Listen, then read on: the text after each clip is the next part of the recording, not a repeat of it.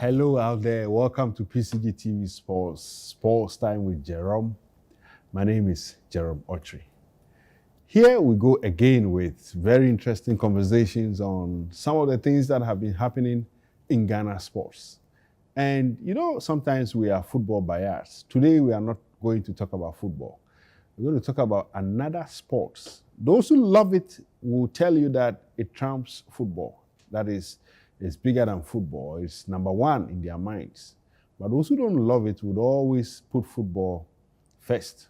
I'm talking about boxing. A lot of things have been happening in the boxing arena, in the Ghana boxing arena. And not many of them, or not all the issues that have taken place in the last 1 or so weeks in Ghana boxing have been pleasant. But whether or not they are pleasant, we need to discuss them. We go for a short break. When we come back, we take the scripture for the day, and I'll introduce my guest, and the show will continue.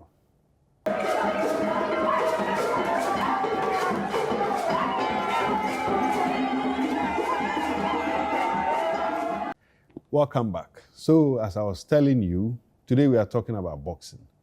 But before we go into the issues, and I even introduce my guest, I give you the scripture for the day. And I take you to Luke chapter 14, verses 11.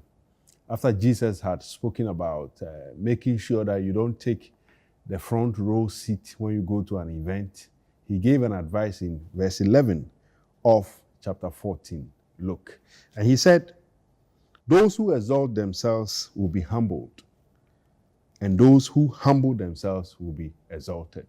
And this advice came on the back of the fact that if you go to an event and you go and take the front row seat, if you are not careful, when someone higher than you comes in, you will be told to leave the front row seat for him, and how embarrassing that will be. So always humble yourself, take the back seat, and you'll be called up front to take the front seat. That's what Jesus was talking about. So humility, very important here. We are humble, and we will see whether the boxing issues are going to humble us or we will trump over them.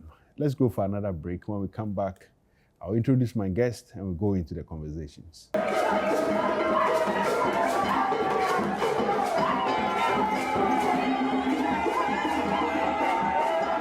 Welcome back. My guest today is someone who is not a stranger to television screens. In fact, he's always on TV more than I do find myself on TV. He works with the public broadcaster, Ghana Broadcasting Corporation, specifically Ghana Television and Ghana Television Sports Plus, that is GTV Sports Plus. And he's one of those credible or authoritative voices on the channel. And I'm talking about no other person than Isaac Nana Kwame Tete, better known as Isaac Tete. Welcome to Pcgtv Sports. It's a pleasure. Yes, and there's one thing lovely about him, the baritone voice. It's not something you can forget about him. Yeah. Isaac, welcome once again. Thank you very much. And I know you know the issues very well. A lot of things have happened in the last, from March 29th till this moment. Ghana boxing has been under scrutiny because, as you know, a Nigerian boxer, Gabriel, came here, and unfortunately, a fight that was supposed to end maybe in glorious moments for him or for the opponent really ended in a way that nobody expected. He died. So many things have happened. Before we go into some of the other issues, I mean, a committee has been set up to probe the matter. The Ghana Boxing Authority have had their issues with the committee. The Nigerian Board of Boxing Control, they have also spoken on the matter. So many things. But let me take your view on the whole issue of having a boxer die in the ring. How did you take it? I heard it on the Sunday morning, which was 30th. Yeah. How did you take it when the news broke? I mean, sad, very sad, because it's a human life that has lost, or that was lost on that fateful day, and quite unfortunate that it happened on the soil of Ghana. It's something that you wouldn't want, because I say it casts a negative outlook on the sport. And again, there are potential investors always looking to invest in the sport in Ghana. So when some of these things happen, it has a very, very negative outlook. So, I mean, we are all humans. Soul and loss, life has been lost. So it was disheartening. It was sad. I just couldn't believe my ears and my eyes when I watched it on social media, how the boxer went onto the canvas, onto the ropes, and finally, or pronounced later at the Kolebu Teaching Hospital. So I think it was one of those news that saddened my heart. You know, Ghana has been bedeviled with already the death of Nana Pole in football circles. So with this, in addition, I was asking the question, what is happening to Ghana sports? Have we done anything wrong? Are we paying back something? You know, so it begged a lot of questions, but I think some of these things, you can't even fight them. You don't know how they happen, but they happen. Mark Vivian Foe died on the field of play. We all, Raphael Jamina at some point had heart issues, and also died. One Kokano sometime back, he didn't die. He didn't, survived it. Not long ago, we had a story from Sami Kufo who said he revived the great Oliver Kahn on the pitch. So these things happen, not just to the ordinary person, but to athletes that we perceive are very fit, very strong, have the best of, medical conditions, but it happens. So it was just those sad moments for me. I just couldn't take it, well, but I had to, because we have to come back and talk about them. And that's where our jobs, it makes our job even more difficult, because we need to come break the news for most of the people out there, and it makes it very difficult and more sad. So it was a sad day. Okay. Let's look at the reactions. The Nigerians have had cause. Whether it's a justifiable cause or not is another thing. But they've been thinking that, or saying that the Ghanaian Boxing Authority, the Ghana Boxing Authority, didn't do their job well in terms of ensuring that the boxer was medically fit. The GBA, Ghana Boxing Authority, also feels that, no, you certified the boxer to come to Ghana and fight. So what do you mean if you say that we're medically we're negligent? Where do you position the issue, looking at what the Nigerians have been saying and what the GBA's reaction was, before we look at the position of government on the matter? Well, I had to understand the work of everyone involved in boxing before I get into conclusion with some of these things. Again, because of what we do, we are journalists and we need to clarify most of these issues to the public. So I had to speak to a lot of people, a few people actually in the boxing space, just to get a better understanding of what happens, or what happens when a fight is staged, and what goes into the preparation of everyone involved, the sanctioning bodies, the boxer, the promoters. And clearly you could tell everything was done as it has been in the space. But the question is whether what has been is of standard practice. Okay. That is my bone of contention now. After speaking to a few people in the boxing space, the grievances and the position that they have is that things were done as is supposed to, like the normal things that they do, but they were not most of the things are not of international standards. And that is the problem that I think we need to look out for. Babatunde, who happened to be a head coach or a trainer of the boxer, also released in an interview with the Punch, Ghanaian, in Nigeria, that even the fight was slated for the 5th of April. And even with that, it was more of a short notice and advised the boxer to resist or desist from fighting. The boxer did not heed to that. And the gate was even drawn forward with the 29th of March.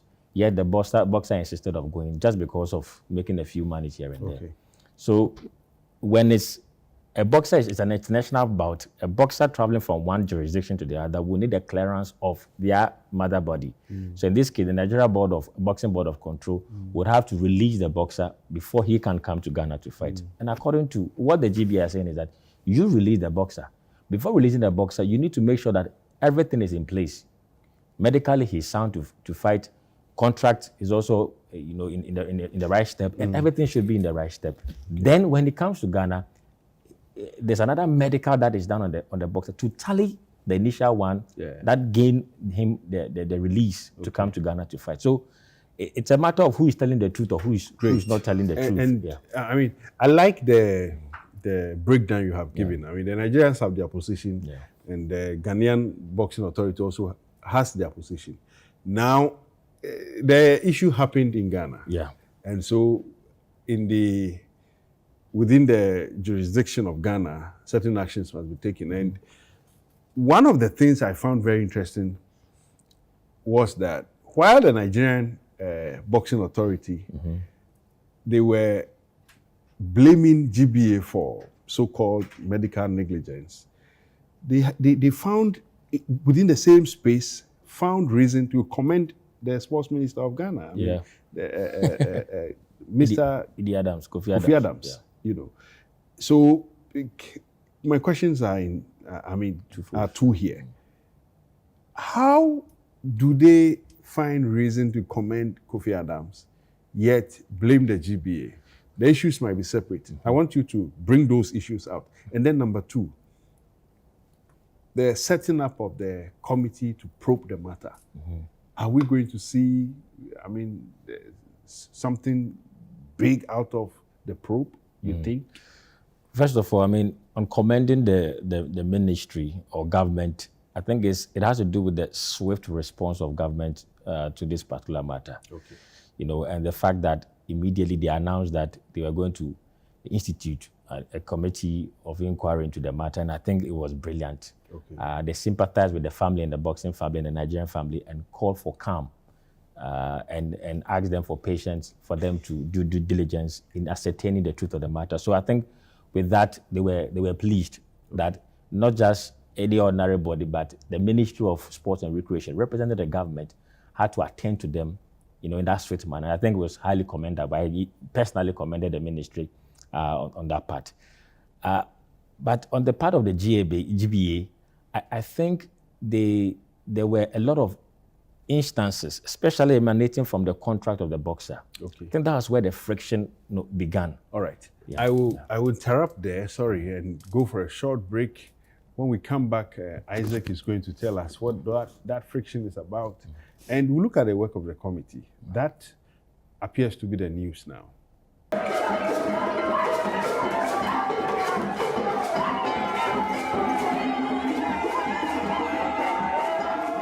Welcome back. So before the break, we had Isaac, my guest, talking about some friction. Is it within the GBA or within the Nigerian Boxing Authority and that of Ghana? And then we'll look at the government's probe. Yeah. So what is it with the GBA that you wanted to make clear? So per the report that I've read and even gathered, the boxer had a bit of, contractual issue with the promoters. Okay. Agreeing on the amount of money he was to earn from the boxing, from the fight. Apparently, it wasn't satisfied or satisfactory. So he initially left. You understand? He had to make a U-turn at Aflau And come back. after they renegotiated, and probably he was pleased. Even that, I'm thinking his team were not too, pleased with that. But I'm sure the boxer, boxers also have their say. They'll have their say and come back. So after all, they are the ones going to rank. So, I felt that was where a lot of controversy started, between the two parties, the GBA and of course the Nigerian Board of Boxing Control.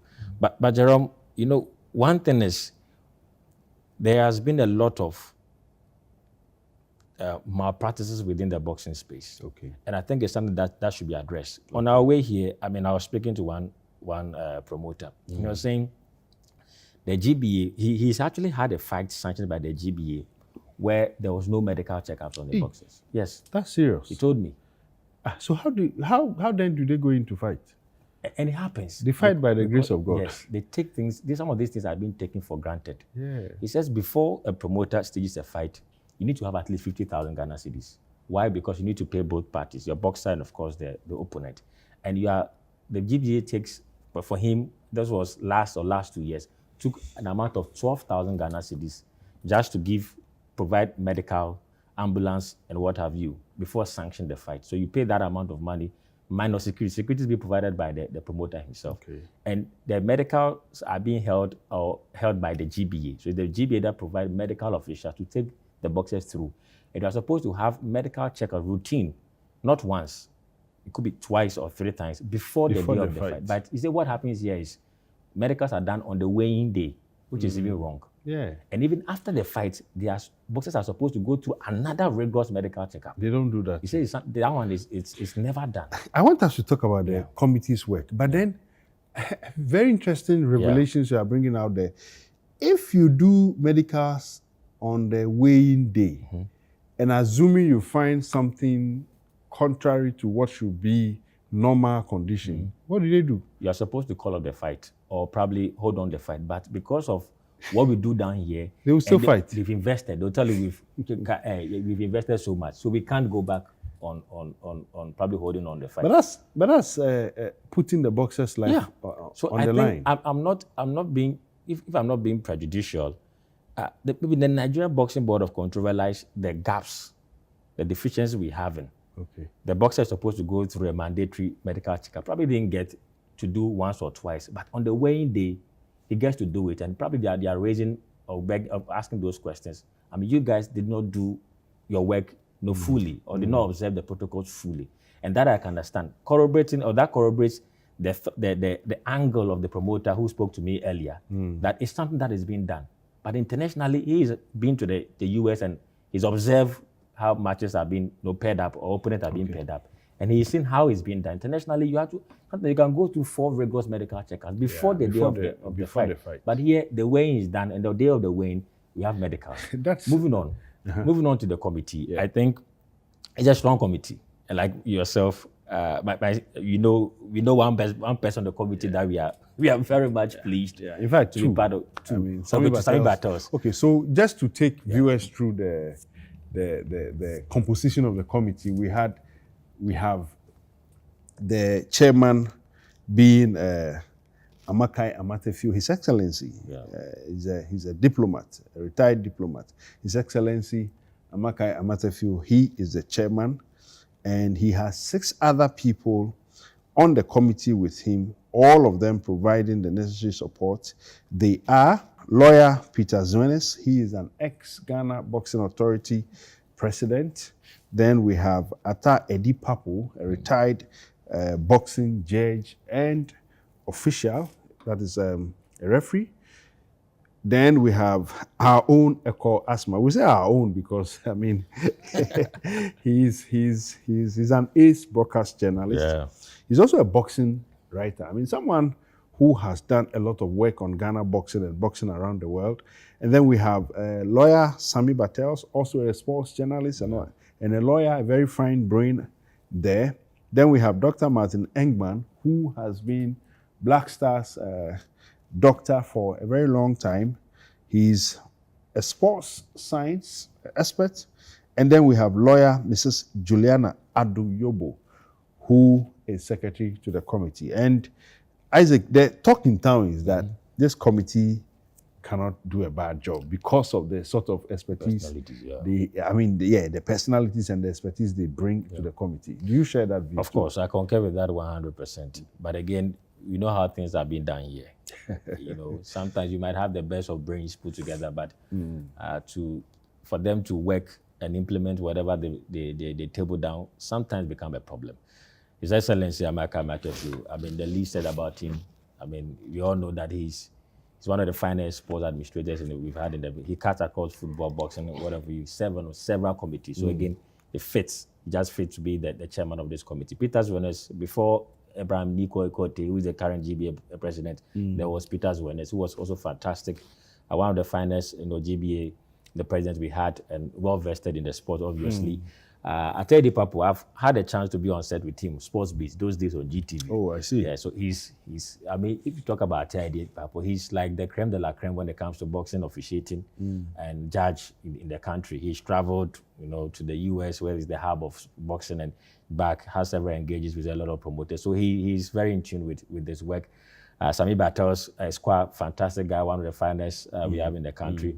Eko Asma is the man that we've all been commending because of he's a principled man. That man will not take any compromise. And I think that is That is what we want to see on the committee. I'll use ECHO as the focal point.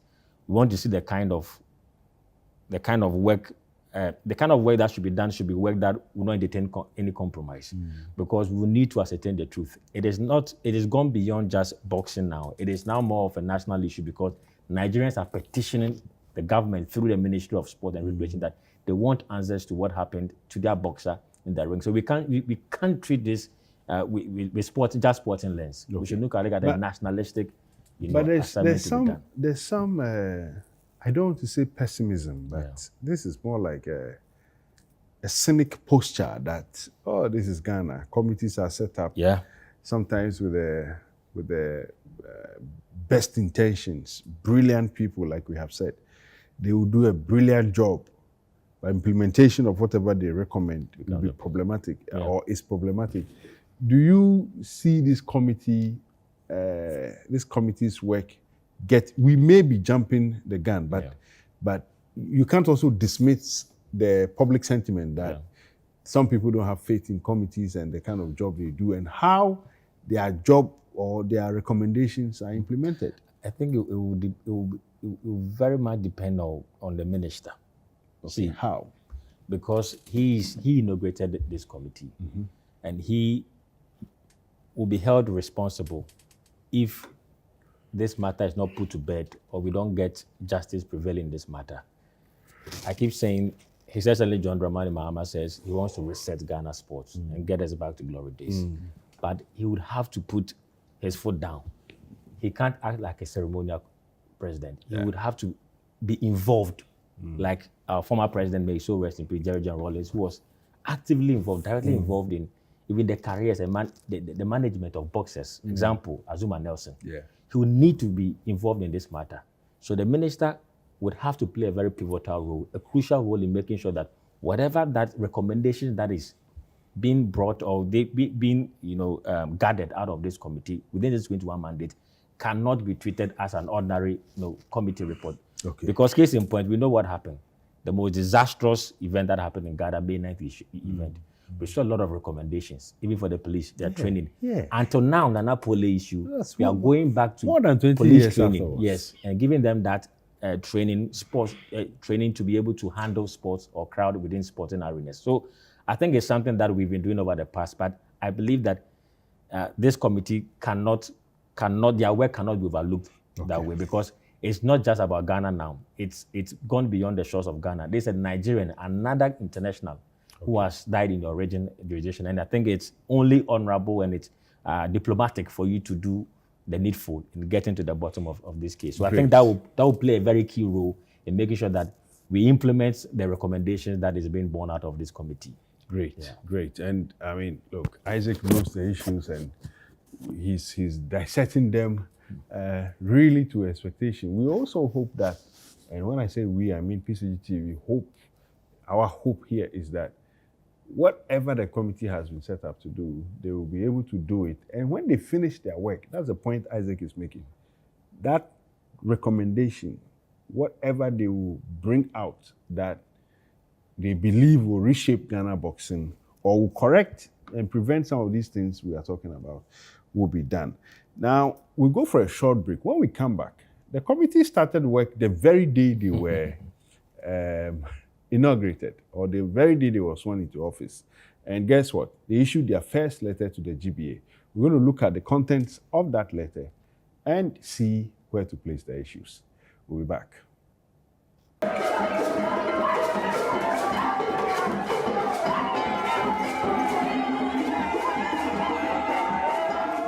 Welcome back. As I was telling you, the committee started work the very day they were inaugurated. They were inaugurated on the 8th of April.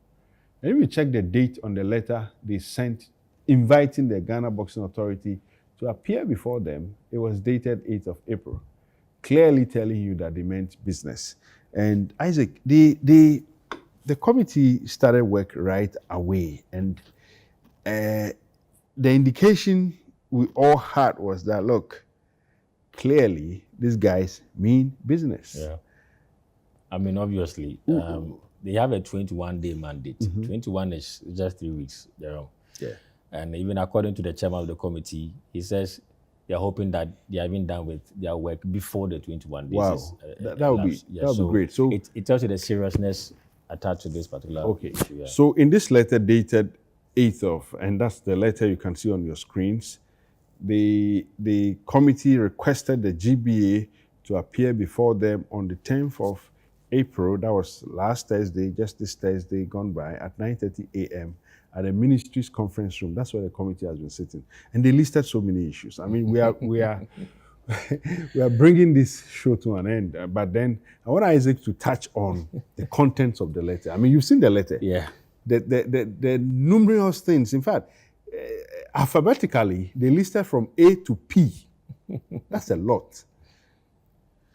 Starting from the bottom, ringside doctors, doctor for the 24-hour assessment, all doctors who did the pre-fight assessment, chair of the medical committee, all doctors involved, chairman of the promotions committee, ring officials and judges, the promoters, the doctor who performed the autopsy and the autopsy report itself, the doctor who examined the boxer prior to the fight, the Kolebu doctor who examined the deceased boxer on arrival at the Kolebu Teaching Hospital, the medical officers present at the bout, the fight contract for the two boxers who were in the ring, a copy of the boxer's license, the fight record of the boxer, and the contract for the original fight, dated, the date and the date that was changed. Yeah. These were documents and persons the committee requested from the GB as they invited them. I have been thinking and wondering, would this help in unraveling whatever mystery or whatever information that the committee wants to arrive at? And how do you think this will influence their recommendations at the end of the day? Jerome, they need to have comprehensive, understanding of whatever happened before, during, and after the bout. So I think it's a step in the right direction. They want to get everyone involved. Clearly, you see the list; it's a tall list of everyone, from medical to promoters to the GBA itself, ring officials as well, officials, referees as well. So they want an account of everyone, and to gather that enough information and make decisions on. Okay. But I spoke to, they had to bring along the promoters. I spoke to one of the representatives of the promoter, the promotional body that brought in the boxer, and he says the GBA are a bit livid. They feel disrespected. Because of what? First of all, even this letter, according to him, not me, these are his words. According, the GBA president felt disrespected because he was invited through, this letter came through WhatsApp. It wasn't. He was informed. He expected at least someone to deliver it to the office. But even how they called upon the GBA and called the president to come and answer questions on the committee, the GBA, it wasn't proper. First of all, even before that, Amil Lamte also disclosed to me that when the committee was inaugurated, there was no communique to them. They felt, as the GBA, who are the mandatory body to sanction bouts in the country, I mean, they're in charge of boxing in the country, at least some communique, some detailed, information must be passed on to them for them to even have an understanding or briefing. But so you could tell that the GBA already are feeling disrespected. And if you don't take care, that might affect their full cooperation to help the committee deliver. I think it's something that the GBA will have to look at. The posturing of the committee, maybe they want to they don't want to, make it look like we are going to be in bed with one party or the other. Yeah. I get that posturing, but again, you have to be careful because these are the people that you want solicit information from. And if you can only do things right if they tell you the truth. Of course. If they come and they lie to you, it will be problematic because we'll probably be making wrong recommendations moving forward. So I sense the GBA feels they are not respected enough as a body, the mother body in charge of boxing from the onset. And I think moving forward, the committee might find a way of making sure that they make them feel that way, probably respected, not compromising or kowtowing to them, but give them that ultimate respect as the sanctioned body of boxing in the country. And get them to fully cooperate. I mean, these are very interesting concerns coming from the GBA itself. Yeah.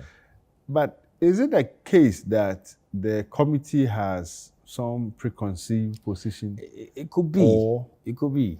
or the GBA sense that these guys are not in for our good? Because of the people on the committee. Eko has done boxing for so long. Yes. And Eko, I'm sure, will have a bit of information even before called upon to serve on the committee. And they probably have some information regarding how things were done.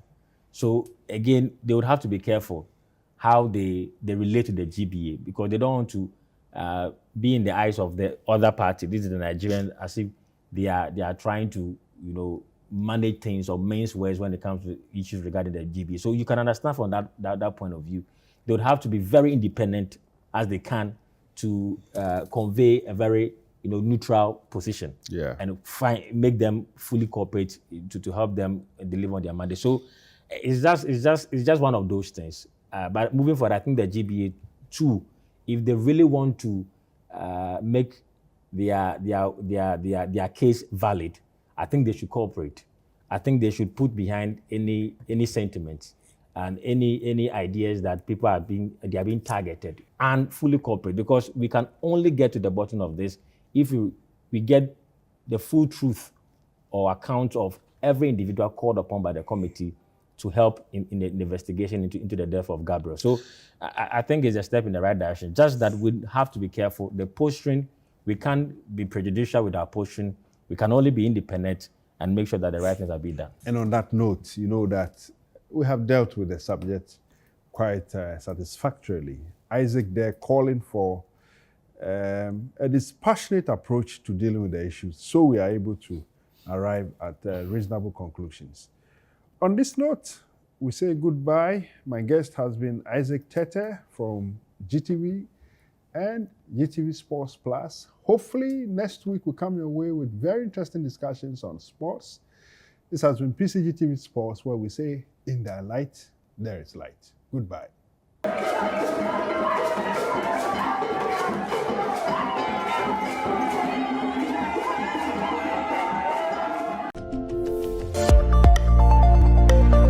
Pcgtv, in thy light, there is light.